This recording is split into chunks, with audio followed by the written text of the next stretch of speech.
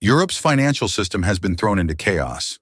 In a move described by Bloomberg as a geopolitical earthquake, China has abruptly cut off multiple European banks from access to critical payment networks, citing retaliation against both Washington's escalating tariff war and Brussels' alignment with U.S. trade policies.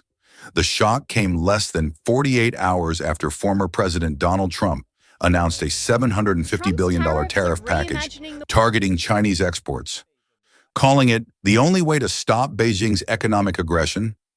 But insiders in Beijing tell South China Morning Post that Chinese leadership saw Europe's quiet support for Washington as a direct provocation and decided to respond with unprecedented force.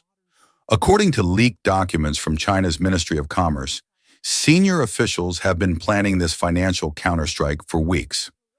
Closed-door meetings in Beijing reportedly involved representatives from the People's Bank of China, the Ministry of Foreign Affairs, and state-owned financial giants. Their conclusion: if the West wants a trade war, Beijing will take the fight into the heart of its financial system. The first targets were European banks heavily exposed to Chinese markets, institutions in Germany, France, and Italy that handle billions in trade financing every year. Sources cited by Financial Times confirmed that Chinese regulators suspended certain transaction clearances and tightened compliance requirements so severely that some European lenders effectively cannot process payments for Chinese clients. This is economic warfare by other means, said one EU diplomat, speaking anonymously to Politico.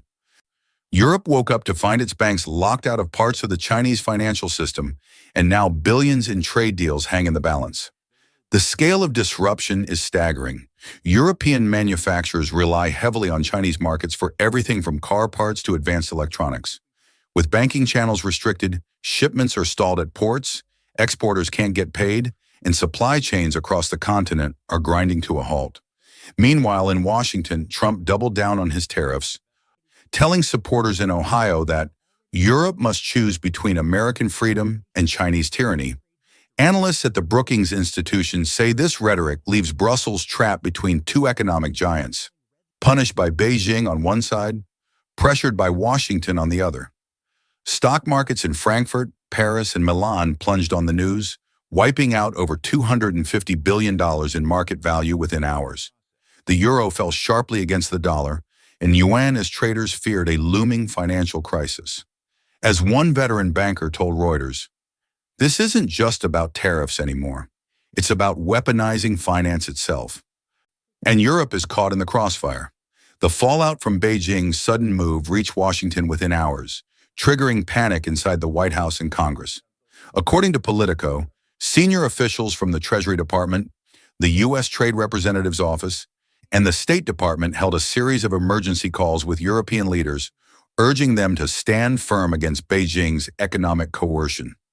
But behind the scenes, Reuters reports, there were deep divisions inside Washington. Some advisors pushed for even harsher tariffs on Chinese imports, arguing that Beijing must pay a price for targeting Western financial institutions. Others warned that escalating too far could trigger a global banking crisis with consequences far beyond trade. President Trump, speaking at a rally in Iowa, was characteristically defiant. He accused China of economic blackmail and declared that his $750 billion tariffs would remain until Beijing plays by American rules. At the same time, he hinted that Europe had failed to pull its weight in confronting China, accusing Brussels of profiting from U.S. security guarantees while staying neutral in America's trade battles. For European leaders, the situation is rapidly becoming a nightmare. Brussels now faces financial retaliation from Beijing while absorbing the economic shockwaves of Trump's tariff war. European central bank officials told Financial Times they fear the banking restrictions could tip several EU economies, already weakened by high energy prices and slow growth, toward recession. French President Emmanuel Macron and German Chancellor Olaf Scholz held an emergency EU summit in Brussels, urging unity. But divisions quickly surfaced. Southern European nations, heavily reliant on Chinese trade and investment, demanded immediate negotiations with Beijing to restore financial links. Northern states, closer to Washington politically, insisted the EU must not reward Chinese aggression. Meanwhile, Wall Street analysts warn that European debt markets are under severe strain. Bond yields in Italy and Spain have spiked as investors fear defaults if trade disruptions drag on. The euro continues to weaken, adding to inflation pressures across the continent. At the same time, Beijing has shown no sign of backing down. Chinese state media openly mocked Europe's dependence on foreign powers, claiming Brussels was learning the hard way that aligning with Washington comes at a cost. Experts at the Brookings Institution argue that China's strategy is clear: punish Europe economically to break the transatlantic alliance, isolating the U.S. in its trade war, while pulling EU nations toward a more neutral stance. As one senior European diplomat told The Guardian, "We are caught between Washington's tariffs and Beijing's financial weapons. Every option looks bad, and time is running out." As the U.S., Europe, and China dig in, financial markets worldwide are plunging deeper into crisis mode. According to Bloomberg, global stock exchanges have lost more than $3 trillion in value since Beijing cut off EU banks last week, with investors fleeing to gold and U.S. Treasury bonds amid fears of a global recession. The International Monetary Fund has issued a stark warning, urging all sides to de-escalate immediately, citing projections that a full-blown trade and financial war could slash global growth by more than 2% this year alone. The IMF's chief economist called the standoff the gravest threat to global stability since the 2008 financial crisis. Energy markets are particularly rattled, with European banks unable to process payments for some Chinese suppliers. Oil and natural gas shipments have been delayed or rerouted, sending energy prices skyrocketing across the continent. Analysts at Energy Intelligence warn that if disruptions continue, Europe could face rolling blackouts and fuel rationing this winter. Meanwhile, the U.S. agriculture and manufacturing sectors are feeling the pain.